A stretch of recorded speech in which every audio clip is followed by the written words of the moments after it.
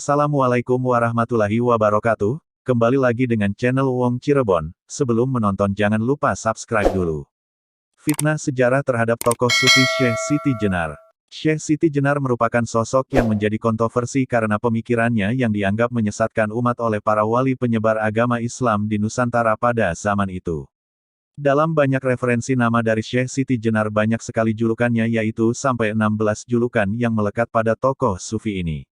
Makna dari nama Siti Jenar sendiri adalah tanah merah dan nama asli Syekh Siti Jenar yaitu Sayyid Hasan Ali Al-Husaini yang nantinya pada saat dewasa bernama Sayyid Abdul Jalil. Beliau juga dikenal sebagai Sunan Jepara, Syekh Lemah Abang, Syekh Siti Brit, Hasan Ali, dan Siti Jenar.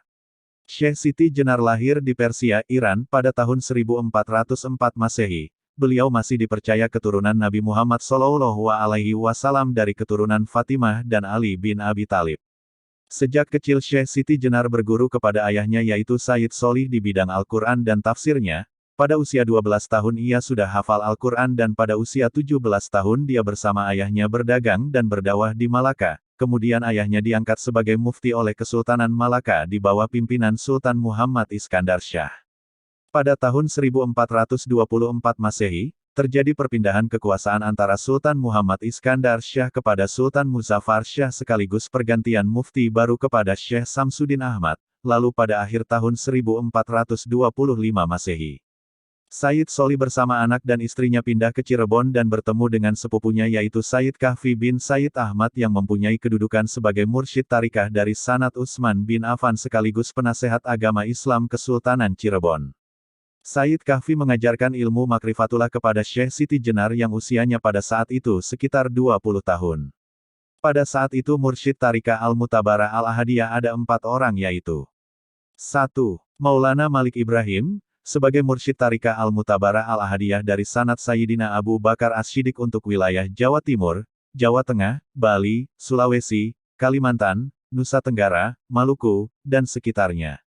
2. Sayyid Ahmad Faruqi Sirhindi dari Sanad Sayyidina Umar bin Khattab untuk wilayah Turki, Afrika Selatan, Mesir dan sekitarnya. 3. Sayyid Kahfi, dari Sanad Utsman bin Affan untuk wilayah Jawa Barat, Banten, Sumatera, Campa, dan Asia Tenggara. 4. Sayyid Abu Abdullah Muhammad bin Ali bin Jafar Al-Bilal, dari Sanad Sayyidina Ali bin Abi Thalib untuk wilayah Makkah, Persia, Irak, Pakistan, India, dan Yaman. Kitab yang dipelajari Syekh Siti Jenar muda kepada Sayyid Kahfi adalah Kitab Fusulul Hikam karya Ibnu Arabi, Kitab Insan Kamil karya Abdul Karim Al-Jili, Ihya Al-Ulumuddin karya Al-Ghazali dan banyak lainnya. Sedangkan dalam ilmu fikih Islam, Syekh Siti Jenar belajar kepada Sunan Ampel selama 8 tahun dan belajar Usuluddin kepada Sunan Gunung Jati selama 2 tahun. Setelah wafatnya guru Syekh Siti Jenar yaitu Sayyid Kahfi, Syekh Siti Jenar menggantikannya sebagai mursyid tarikah Al-Mutabara Al-Ahadiyah Sanad dari Utsman bin Affan dengan banyak murid yang belajar kepadanya. Kesalahan sejarah yang menjadi fitnah bagi Syekh Siti Jenar adalah: pertama, menganggap bahwa Syekh Siti Jenar berasal dari cacing. Sejarah ini tentu sangat bertentangan dengan akal sehat manusia dan syariat Islam. Tidak ada bukti referensi yang kuat tentang hal itu. Dalam sebuah naskah klasik yang berbunyi, Wondene kacarios yen lemah bang punika asal saking cacing. Punika det, sajatosipun inggih pancen manungsa dara alit kemawon, griya ing dusun Lemah Bang. Yang artinya, adapun diceritakan kalau Lemah Bang, Syekh Siti Jenar itu berasal dari cacing, itu salah.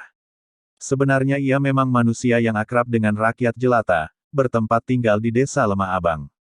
Kedua, ajaran Manunggaling Kawula Gusti yang dikenal sebagai ajaran yang sesat. Cak Nun berkata, sebenarnya bukan ajarannya yang sesat tapi pemikiran kita yang tidak sampai pada pemikiran tersebut karena tingkat makam yang berbeda. Dari hal inilah para wali songo tidak setuju kepada Syekh Siti Jenar karena mengajarkan ilmu makrifat yang tidak bisa dikonsumsi oleh sembarangan orang karena bisa menimbulkan salah tafsir terhadap ajaran tersebut sehingga bisa merusak penyebaran agama Islam di Nusantara pada saat itu. Terima kasih telah menonton channel Wong Cirebon, jangan lupa subscribe dan komen di kolom komentar. Assalamualaikum warahmatullahi wabarakatuh. Kecap Bango Manis Malika.